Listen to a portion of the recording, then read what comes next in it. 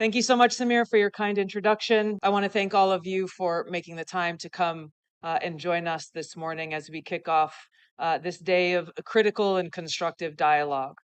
It's great for me to be back here in India. It's been too long, but it's always such a wonderful and warm experience knowing the rich history of this country and the vibrant democracy that really serves as the foundation for the special bond that has long existed between our two countries. I wanted to start our conversation today by greeting you with aloha and namaste, because contrary to popular belief, these words are not just greetings. They actually both have a very deep, spiritual, powerful meaning that for me personally have been at the core and heart of my life and are what I hope will inspire meaningful dialogue and conversations here at Ricina. When we greet each other with aloha and namaste, what it really means is I'm coming to you and greeting you with respect. It is a recognition of the eternal divine spirit that exists within each of our hearts. And it's a reminder that we are all connected, that we are all children of God, regardless of our race or religion, ethnicity, politics, our background, where we come from, our status in society. By greeting us in this manner, we are opening the door to have a much more meaningful and deeper exchange that gets past the divisiveness and the partisanship that too often poisons the conversations that we have. It's a critical reminder that what we share in common is far more powerful than that which sets us apart. It's great to be back here in India, and I especially want to thank Prime Minister Modi for the invitation to come here to get together with new friends, to greet old friends here from across the Indo-Pacific region and from around the world. I leave right after our dialogue here to head back to Washington, D.C., but it's been a constructive few days where I've been engaging with our Indian counterparts, working to continue to build off of the momentum that was created by President Trump and Prime Minister Modi's joint statement issued in Washington, D.C. after their Oval Office meeting. The partnership between our two countries has been strong for decades, and under the leadership of Trump and Prime Minister Modi, and rooted in our shared values of peace and freedom, security and prosperity, I'm confident that this partnership and friendship between our two nations and our leaders will continue to grow and strengthen. I'm grateful to be here with all of you because these gatherings are so important, because they give us the opportunity to come together and actually engage in direct dialogue and conversation around some of the most timely and pressing issues that face us all. The theme of this conference couldn't be better: people, peace, and planet, highlighting these fundamental aspirations that unite us. It's the foundation that prosperity, security, and freedom rest. If we are not at peace, we cannot be truly prosperous, secure, or free.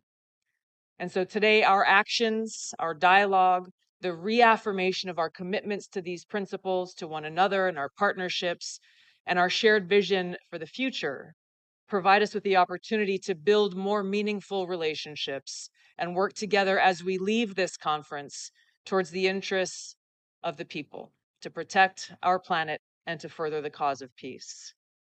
I'm a child of the Pacific. I was born and raised, first born in American Samoa, raised in Hawaii. I've spent a lot of time throughout my life traveling throughout the Indo-Pacific and working in many different countries.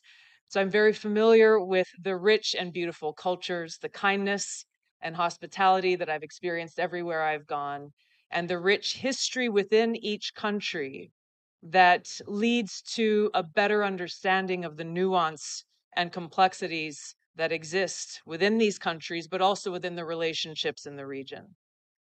It's a vast and critical region that's not just a geographic space, it is the geopolitical center of gravity for the 21st century. So ensuring peace and stability here is essential to our collective security, our objective of economic prosperity, and our ability to work together to take on the great challenges of our time. And we must tackle these challenges together. Our ability to do so as nations, as leaders, as people is critical towards achieving our collective goals. Unfortunately, we live in a time where war and conflict is being waged on many fronts around the world.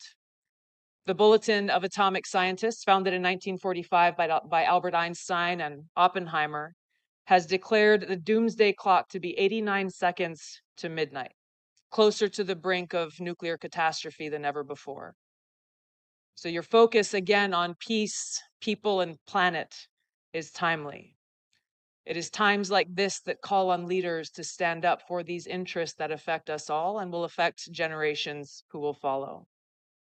Unfortunately, as we've seen throughout history, simply calling for peace too often invokes attacks and smears. Now, these goals cannot be achieved by any one person or one nation alone.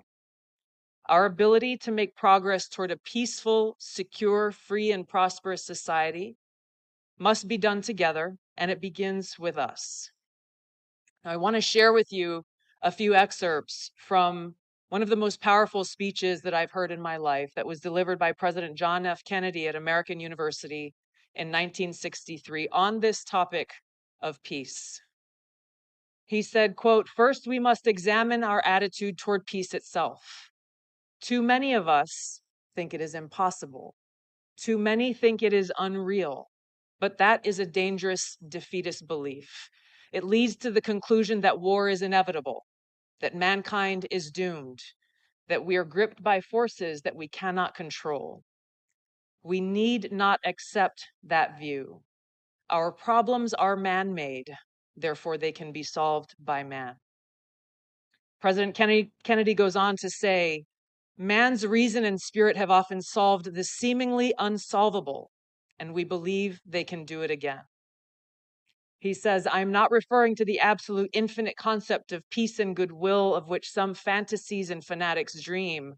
Let us focus instead on a more practical and attainable peace, based on a series of concrete actions and effective agreements which are in the interest of all concerned. There is no single simple key to this peace, no grand or magic formula to be adopted by one or two powers. Genuine peace must be the product of many nations, the sum of many acts. It must be dynamic, not static, changing to meet the challenge of each new generation. With such a peace, there will still be quarrels and conflicting interests, as there are within families and nations.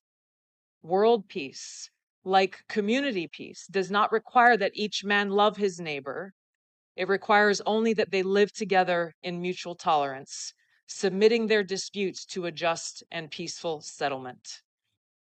He closed by saying, "So let us persevere. Peace need not be impracticable, and war need not be inevitable.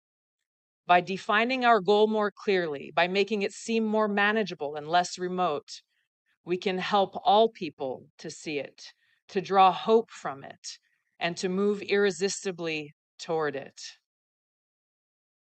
These powerful words were as powerful and true and relevant then in 1963 as they are today. In the United States, President Trump remains unwavering in his commitment to achieving peace through a strategy rooted in realism and pragmatism. Securing peace through strength, which he speaks of very often, requires strong leadership with a clear-eyed and realistic understanding of the global challenges that exist as well as the opportunities. It requires a commitment to fostering cultural and economic ties that reduce the likelihood of an escalation to conflict, and a dedication towards reinforcing our mutual interests.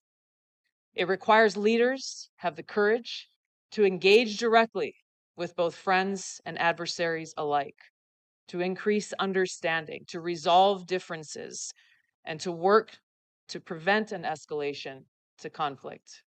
It requires leaders who are not afraid to speak an inconvenient or unpopular truth, and who ask the tough questions, who challenge the established view or quote unquote, the way things have always been done, to spark what may be hard but necessary conversations about the realities we face and the best way forward to advance our mutual cause of peace, freedom, security, and prosperity.